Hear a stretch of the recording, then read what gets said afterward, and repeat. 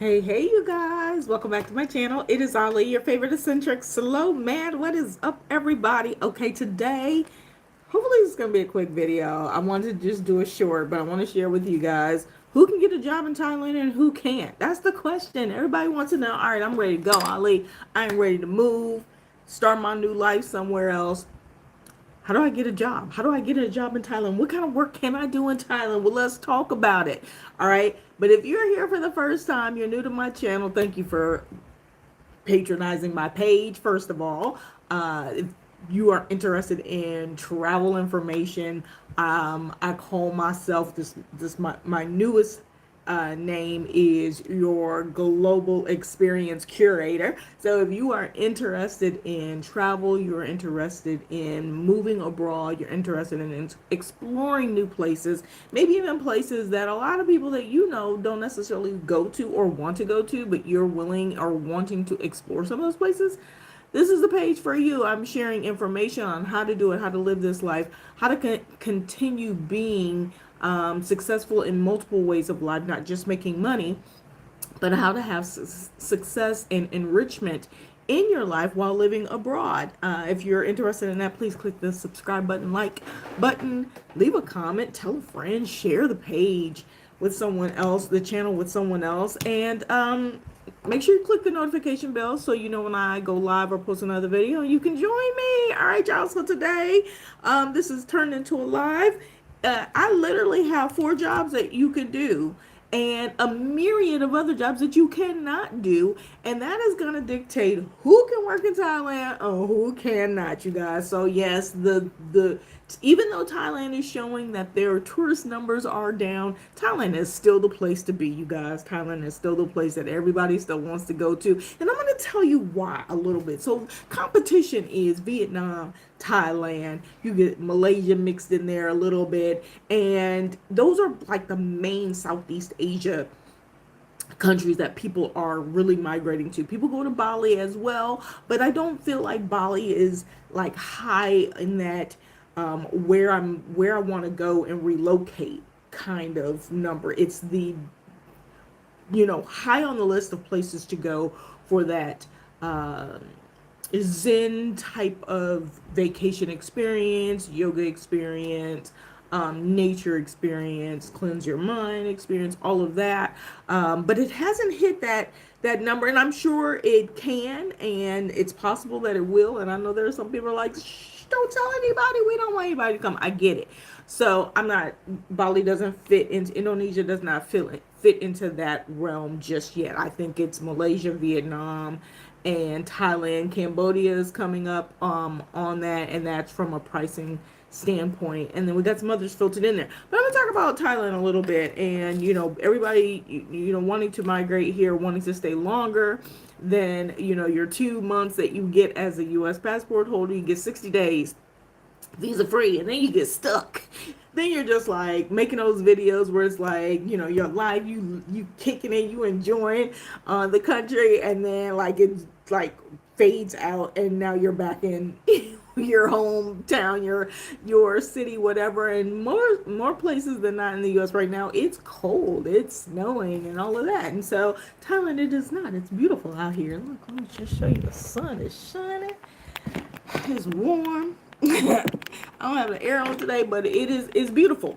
And so the question comes is, well, how you make a living over there? Because the thought is, especially for Westerners, specifically Americans, like we have this concept or this mentality that, oh, I'll just go and get another job. I have a nursing degree. I have, I got my doctorate and my PhD and my business degrees, and I got all this stuff that I did. I've been in management. I have done real estate. I have done some service work. I have done, I've done office work. There's got to be something that I can do when I go to Thailand. I can just go and apply, and you know what? And I can speak English really well. I know, a lot of countries are wanting to like have English speakers, and we just think that we could just go anywhere and just work. It doesn't work that way, right? And why? Because employers don't do that in other countries. They follow the law, and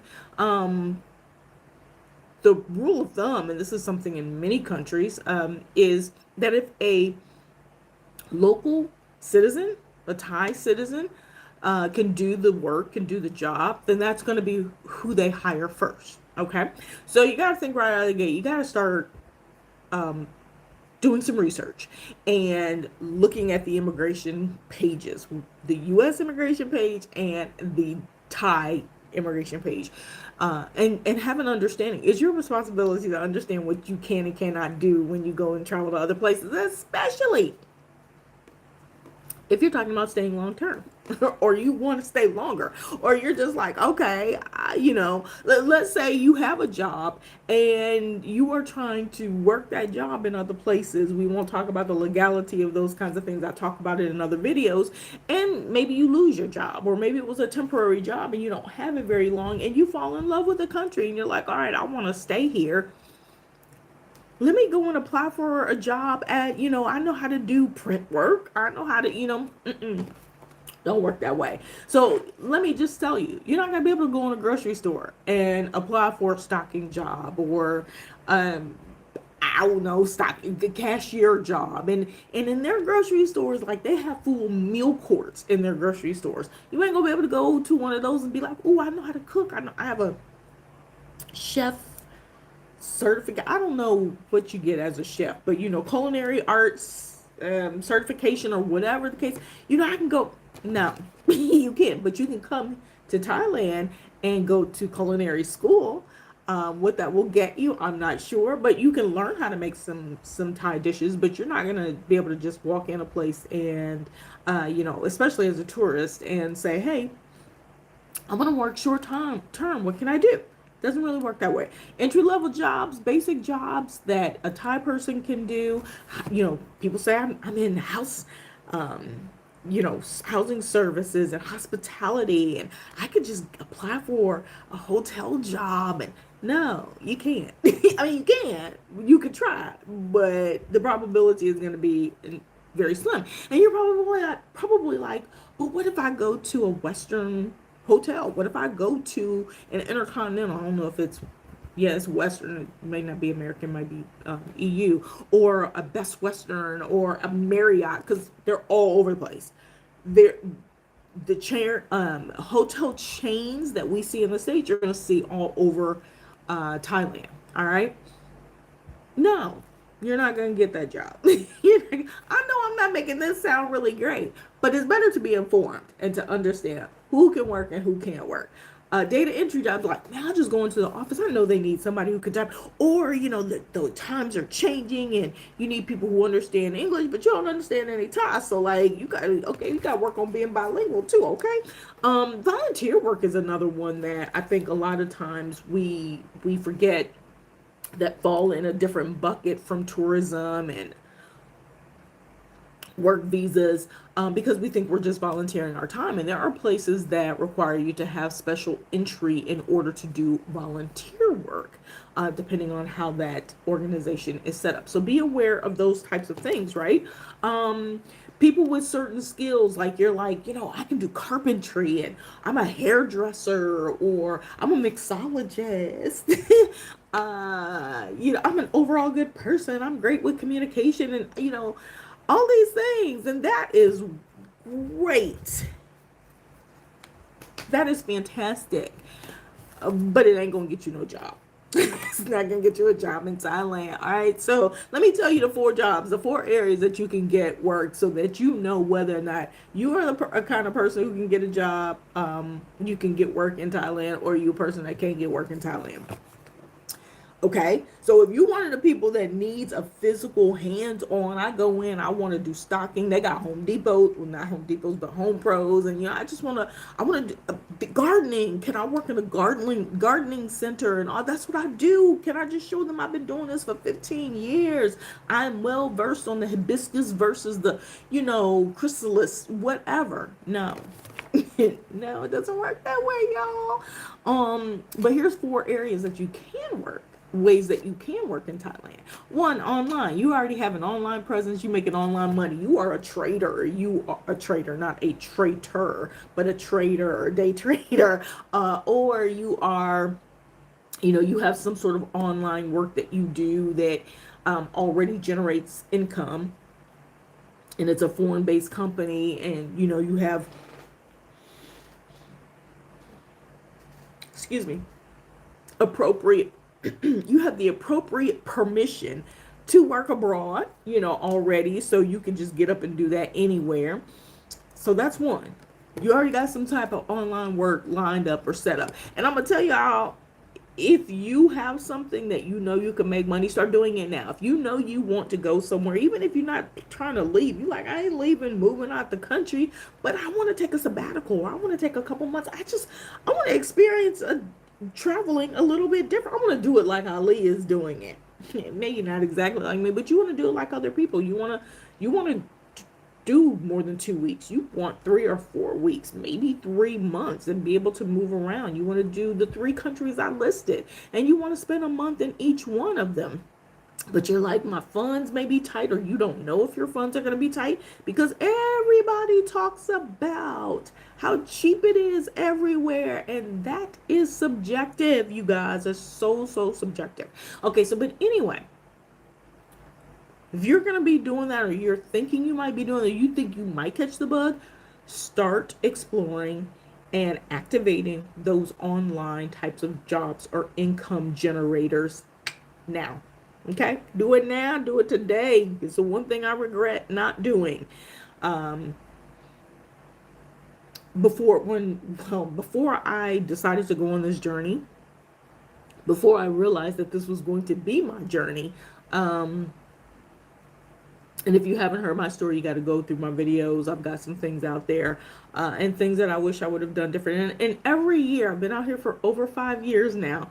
Every year, I kind of reconcile and go, I wish I would have known that. I wish I would have done this. I wish, and not even like when I left, maybe 2 years in, a year ago. God, I should have started this, or I should have, whatever. Okay, so time is of the essence. Use yours wisely. Number 2, entrepreneurship. You start a business in Thailand, which means that you got to go through the appropriate processes to get a business visa, work permit, I'm sorry, a visa where you can work, a visa where you're starting a business. And in order to do that, you also have to have collaboration with a company or family or one who is sponsoring you to set you up in with that business visa in Thailand. It works like that. You got to be in the community. You have to kind of have those resources with you, or you got to have some cash, right? And so entrepreneurship. So you're like, oh my gosh, I got this great idea. I know some people here who have started their own restaurants and things like that. And they are very welcoming, even if the restaurants are like duplicated. A bar is a bar is a bar, but they're not, because it's depending on how it's set up, what its offerings are, what the aesthetics are, all of those things. So your unique touch is what makes it stand out. And they're just like, all right, here, create another one, and it generates income in some sort of way, and allows you to be employed here. But there's rules to that. You probably still won't be able to work a cleaning job there. You're going to have to hire someone who is Thai. Okay? So just think about those kinds of things. You're a hairdresser, yes, especially as a melanated person, barber or hair dresser, person who does different things. You're a loctician, you are a productive style installer. I've done both of those things. I could start a business doing something like that, rent a storefront and start it up. And now productive style shops hair shops are starting to pop up, where they are becoming more familiar with braiding hair and doing different styles, and even doing certain types of haircuts on melanated people who are of African diasporans, right? And so it's things like that you can consider and add to your list of possibilities and things that you can do here. But again, it's not something you're just going to walk in and set up shop, walk into a store and go, okay, this is my chair, this is my sink, I'm just going to start. No, it doesn't work that way. You still got to go through a process. All right. So kind of having the back of your head, what your skill sets are. What do you like to do? What can you do? And then start looking at, well, I really want to move here. I've been here, I've visited, or I want to be here for 6 months, but and my business allows me to mobilize it. How do I interject myself and do it the proper way? Okay, so that's the second thing. The third thing is you already have a job, and you can work anywhere in the world. So in other words, you probably already work online, and your company, your U.S. company, let's just say, allows you to work abroad. They've got some agreement with whatever country, the country being Thailand of the conversation today, and you go through all the paperwork. You still have to go through paperwork. You still have to set things up, especially if you know you're going to be working or staying in a place. You get a DTV and you are planning on allocating, your 5 years to primarily being in Thailand. You want to get everything set up. So that's another way. So already having some sort of employment or getting a job, and maybe you're freelance, maybe you're consulting or something like that. And that's something that you can do. That falls into that purview. So that could be you. And the last, yeah, I would say my number 4 thing that you could do, the job that you can hold, the type of people that can actually get work, are teachers. And y'all, this is not just English teachers. Okay, so y'all know I house sit. Let me show you my little, there's my little, there's my little furry right now that I'm house sitting in Phuket, right? Third time house sitting for her. And most of the people that I sit for, except this couple, are teachers. They're teachers in some way. They're counselors, they're grade school teachers where they teach an entire grade, not just subject based. They teach English or just, and this is typically in international schools and things of that nature. Or they work for an American company or European company or something like that, and, do whatever. And so the other option of teaching is not necessarily in a school setting. You could also be a TEFL or TESOL teacher, so teaching English as a foreign language or a second language, which you can also do online. You can pick up teaching sessions where you're selected and you're paid that way, or do group sessions and lessons, or get your TEFL and TESOL and teach at a school, like get placed in a school. So those are like the 4 main things. So if you are a teacher or you want to be a teacher, you can get a job here. If you are a person who already has a job and you work for a foreign country, a foreign company that is not based here in Thailand, you are a person who can get a job here. If you are a person who is an entrepreneur and you want to start a business here, like you got it, or you've done it in other places and you kind of like know some people and you're ready to move forward, you're like the ball's already rolled, you can get a job here. You can work here.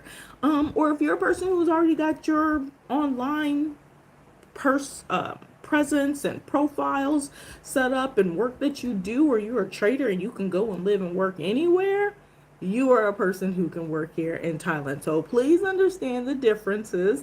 Understand that it's as though, even though there's lots of people coming here, this is one of the reasons why you probably see so many people on tourist visas doing, or in the past doing, border runs when it wasn't such a big deal. And there was even more of, a tourist, the tourist numbers, according to Thai news, has dropped about 7 million this year, or the expected drop was closer to 7 million this year. And that number doesn't seem as huge as the fact that they have 32 million people that have graced the shores and the borders of Thailand.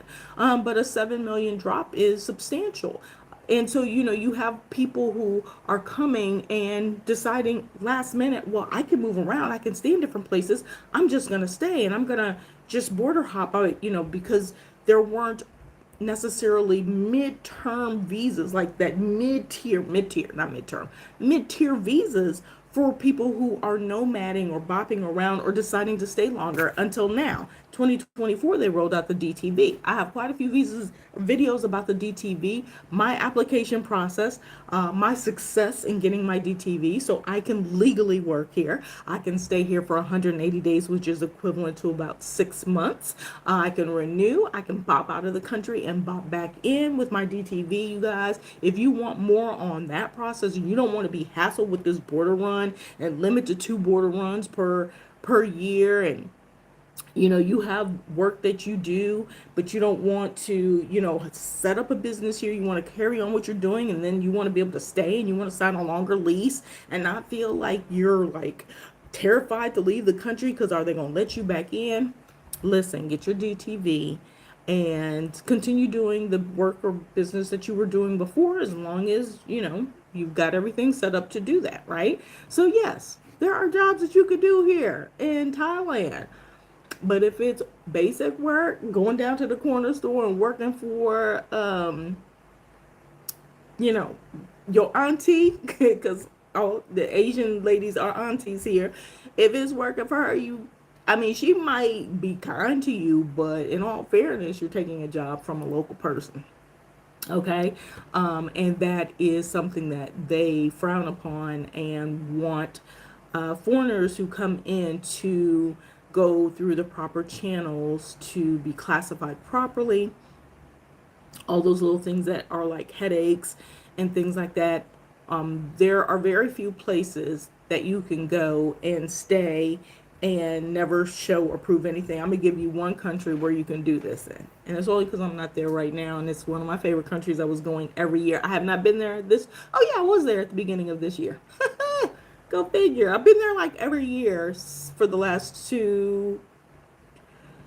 Yeah, I guess only 2 years, but I've been in and out of this country, and we can stay for a year and don't have to leave at all during that full year. Um, and that's Albania. I think it's literally, we don't need a digital nomad visa. We don't need visa on arrival. We don't need to fill out a visa. I don't even know if they're doing the entry. I think they may have the ESTA or some form of it. I don't even recall.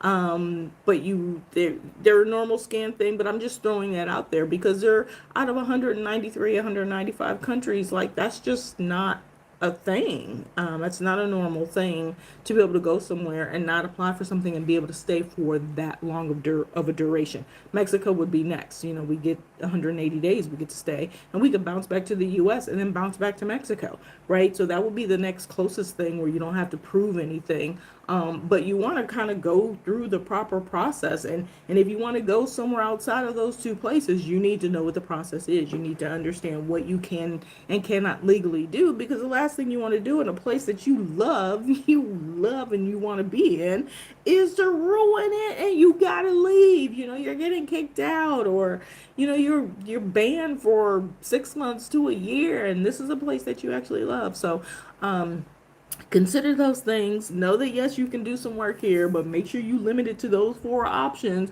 Maybe a few others, volunteer work and stuff like that, but it still needs to be with a company that is permitted to bring you on as staff, whether it's paid or some sort of, barter operation or something like that. So I'm not saying what is and isn't right. I'm just listing the 4 areas and the 4 type of people who can get jobs here in Thailand legally, and what those things are. So anyway, I hope this is helpful for you guys. Please check back. This is another Did You Know? To my Did You Know series. And again, I hope this is helpful for you guys as you're considering embarking on your own personal journeys, and Thailand being high on that list, because I know it is. If there's other things you want to know about Thailand, please, I am a I have a plethora of knowledge. I don't know how wealthy it is, but I can share quite a few things about different cities here in Thailand, as I have been coming here since 2019 and staying. This is probably the longest term that I have stayed. Now that I have my DTV, I've been here since April. Left to get my DTV, but primarily outside of 1 month. I've been here pretty much since the end of April. I think the end of April or the beginning of April. April 6th, I think, is when I arrived in the country. So anyway, you guys, let me know if that's helpful. Leave me a comment. Let me know if you are pursuing moving abroad and Thailand was high on your list, and you're trying to figure out, what can I do for employment? How do I make money? How do I sustain myself? And let me tell you guys, if you're working on this process, kind of try to do it in buckets. Can you sustain yourself for 30 days? Can you, not 30 days, I'm sorry, 90 days? Because remember, they may start requiring you to show that you got 20,000 baht in cash when you come here. That's about $600, $700. Okay. But you got to be able to sustain yourself. Can you do that? Can you prove and do work to build up that you are bringing in a steady income of at least 3 months worth at a time? Okay, make that your benchmark and go from there. If you're set, you got savings, you got pension, you got retirement, you good. You're gravy. This is for the people who are thinking that they might need to do something more substantial to cover all of their costs while they are determining where they're going to live abroad, or wanting to take a sabbatical from work and you're not going to get paid or anything like that, or whatever the case may be. Anyway, I hope this is helpful, y'all. I'm going to get out of here. Until the next time, y'all know the drill. Toodles and noodles. Peace and hair grease.